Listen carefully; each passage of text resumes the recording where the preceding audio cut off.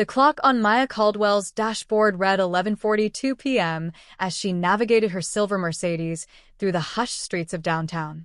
Hours spent hunched over case files had left a dull ache in her shoulders.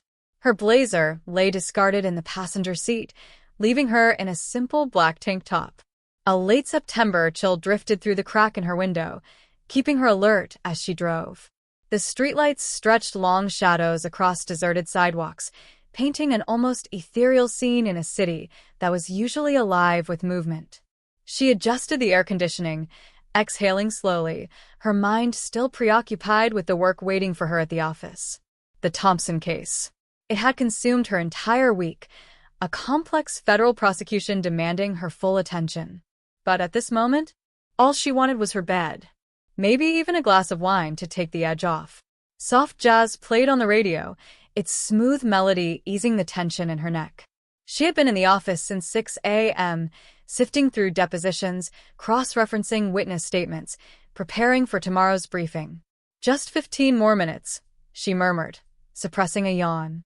Her apartment wasn't far now. She could already imagine the relief of kicking off her heels, sinking into a hot bath, letting the weight of the day melt away. A few blocks ahead, Officers Thomas Grayson and Michael Langley sat in their patrol car, engine idling. Grayson's coffee had gone cold long ago, but he still sipped it out of habit. The cup, crumpled and worn, bore the logo of the diner where they had spent their dinner break, swapping stories about recent arrests. Langley, tapping his fingers against the steering wheel, scanned the empty streets with sharp-eyed focus. 12 years on the force. Nights like these? They were his favorite. Quiet, just cool enough to keep people indoors, prime conditions for spotting suspicious activity, and, with the precinct's unspoken quota system looming over them, they needed at least 2 more stops before the end of their shift. Langley straightened in his seat as Maya's car glided past. "Check out the Benz," he muttered. The brake lights flared briefly at the intersection before she continued on.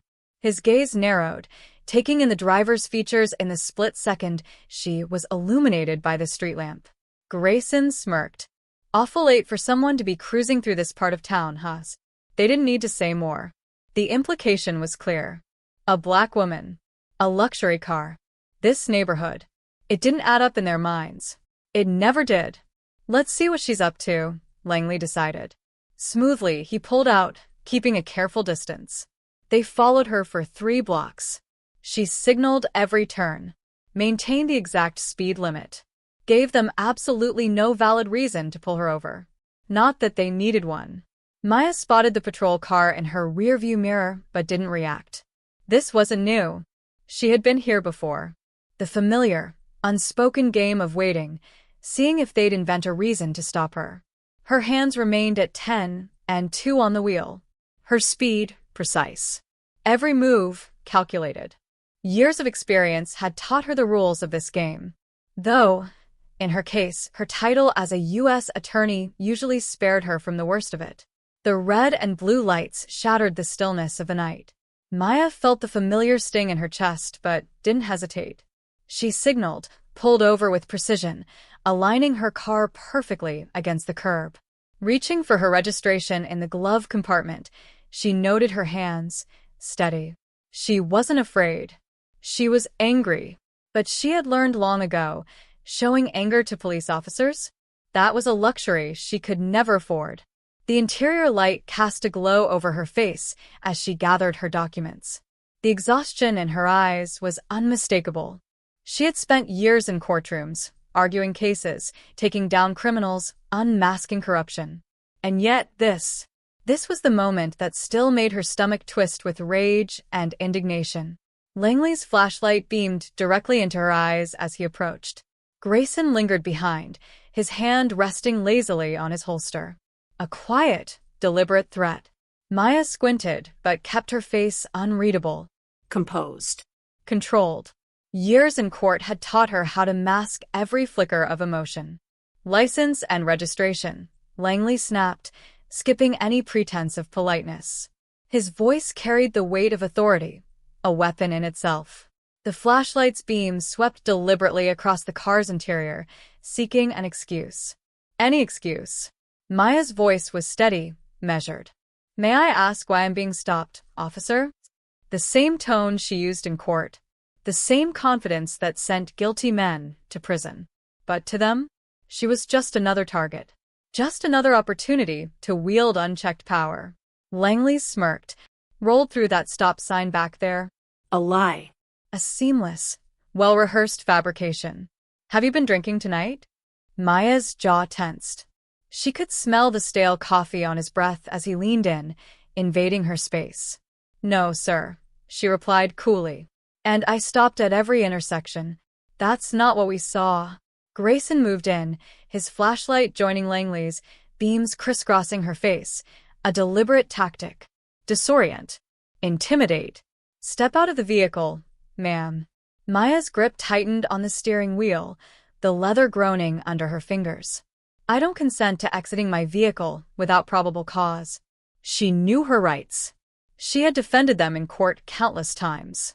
But knowing the law meant nothing when the enforcers refused to follow it. Langley's patience snapped. "I said, step out. Now." His hand drifted toward his belt. Badge number 6147. Maya committed it to memory. Every detail. Every movement. This was escalating exactly as she had seen it happen to so many others. But unlike most, she knew exactly what was happening. And exactly how to document it. She reached for her seatbelt, fingers brushing against her phone. A single button. The recording began. Pace, grinding them down one indignity at a time. Maya took in each story, committing every detail to memory. The patterns were undeniable, the same flimsy justifications, the same deliberate roadblocks, the same casual abuse of authority. This wasn't just misconduct. It was a system functioning exactly as it was designed to. She leaned back against the cold cinder-block wall, exhaling slowly. Her legal training told her that these officers were sloppy. Overconfident. They'd made mistakes she could use. The false statements in their reports, the conveniently malfunctioning phone system, the tow truck that had arrived too quickly, all evidence of a well-oiled scheme, one she now had first-hand experience with. They thought they'd arrested just another nameless black woman in a nice car. They had no idea they'd just handed a federal prosecutor the perfect case.